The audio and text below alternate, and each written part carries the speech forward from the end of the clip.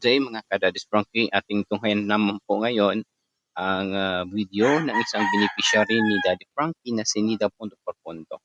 Sabi pa nga ng karamihan, sana yung attitude ni Ate Ansing, ganoon din kay Ate Nida Punto por Punto. So bago natin bigyan ng reaction mga kadadis Frankie, please don't forget to subscribe this YouTube channel Kuya SMB Vlog. Sa mga nagmamahal at patuloy sumusuporta kay Daddy Frankie, atin to. Atin to ngayon mga kadadis Frankie ang video na ipapakita ko sa inyo punto por punto. Paano mag-entertain sa atin nila kay good vibes talaga mga ka-idol. Hindi maganda yung nakita nila ang ganda ng bahay ni Ate Nida. Maganda ang kulay. Di ba? Papuntahin ko si Purman dito para ilipat niya todo. Mali na naman yun eh. Ha? Mali na naman yun. Mali si Kuya Purman? Bakit mali? Didikit, magkadikit na yung Hindi design. Naka dyan, sakto lang oh. Tapos, hindi pa ayusin pa yung drainage ng doon. Kaya hindi maayos kasi nga hindi pa naayos yung drainage doon. Oo. Yung lababo, kaya hindi ako naglalagay ng tubig masyado. Kaya madaan kalat. Pero pagka okay na yung drainage doon, hindi pa ayos natin kay Purman yung drainage. Hindi sinatatay ko na daw. Tatay na lang. Kailan ayusin ng tatay mo? Pag nagkapira. Pag nagkapera? Oo. Ako nabibili yung simento. Kaya nga hindi ko May simento pa isa dyan ah. Maliit lang, isa lang. Diyan lang gawin doon sa mga Kaya nga, may simento pa dyan na isa. Yun ang gamitin? Oo, yun pa. Bibili pa ng isa ba ako lang sa Hindi, magpapahatid ako dito ng simento. Hollow block ka siya? Ay, ko lang pagdadagdagan. Dadagdagan na lang. Basta, sukat na lang ni tatay ko kasi yung drainage ng paliguan. Hindi na ako naliligo. Hindi ako naliligo sa CR. Tapos, yung drainage na din. Hindi ka na naliligo sa gripo ngayon? Naliligo ako sa gripo. Hindi naliligo sa CR. Bakit di ka maligo? Pagpuputik doon sa likod. Gawa ka na lang ng hukay kaysa naman makita yung puwit mo doon sa gripo. Matagal na ako. Ha? Sino tumitingin ng puwit mo doon? Ay, nakita nila. Nakita naman na nila lahat. Ay, wag. Huwag ipakita. Ingatan mo yan. Gusto niya? Gusto, pumunta rito. Halika rito. Ngayon mga kadadis Frankie, maraming natutuwa kay natin Nida punto por punto. Tapos neutral lang po siya mga ka-idol. Neutral lang po siya kahit may karamdamay pagsubok sa kanyang buhay sa panahon ngayon. Dahil isa po siyang beneficiary ni Daddy Frankie pero hindi pa siya sumusuko. Lumalaban po siya mga kadadis Frankie punto por punto. Maraming nagmamahal sa kanya punto por punto mga ka-idol dahil neutral lang po. Hindi siya marunong manghingi po mga ka-idol, hindi katulad kay Ate Ansing. According naman ni Emerald Val, Ma'am Divina Brown, thank you po. Your generous love, hindi rin magagawa lahat ni Daddy Frankie kung wala kayong mga sponsor, Emer Raval. Maraming salamat din sa mga support niya kay Ma'am Divina Brown. And of course, kay Ding Tropia, hi fans, hello Daddy Frankie buong team, lalo as of all, ang agenda ni Ate Nida, kahit walang makeup, ganda ng bahay, good job po Daddy Frankie. Yes po. Kahit walang makeup po si Ate Nida, magandahan. Pinay ang dating, punto por punto. And of course, si Mami Jess, si Ate Nida, yung napanood ko lang, tanging super contento siya. Okay po. Totoo po yun, Mami Jessica Cacho. At okay na okay siya, nasanay niya talaga yung ayaw niya katulad sa iba. Diyos ko, apakagulo lang kung ano ang ibigay. Di naman ingatan. According to Jessica Cho. Daddy Frankie, para kayo aso't pusa mag-usap ni Ate Nida.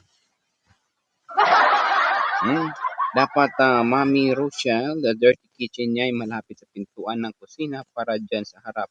Puro halaman para yung ambience ang maganda tingin. Ang gusto talaga ni Ansing ni Ate Nida is yun, dyan. Punto por punto. So alam naman natin si Ate Nida kapag hindi masunod ang gusto niya, alam nyo na mangyayari. Ma'am Tess Fajardo, ang sarap panoorin sa vlog kay Ate Nida. Masaya appreciate talaga Ate Nida ang mga blessings niya pag si ansing stress ang aabutin. Hindi marunong makontento kaya nagagawa pang nakawin ng mga gamit sa bahay.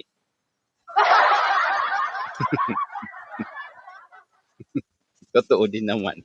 Ano Ma'am Tess Fajardo. And of course, Ma'am Rosemary Santos, thank God magana't maayos na yung bahay ni Nida. Natawa ako. Natawa daw sa Nida. Nawa ingatan at talagaan mo. Salamat po sa inyong mga sponsor. Hmm? And of course, Helen Kapangpangan, thank you po Ma'am Divina Brown sa labis ang pagmamahal mo kay Kutoy Ate Nida. Gayon din po kay Daddy Frank na sobrang bait sa lahat. According to Helen Kapangpangan.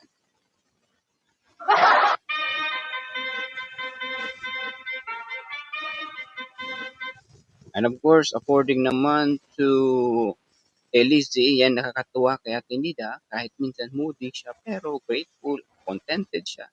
Hindi siya greedy at mapagsamantala.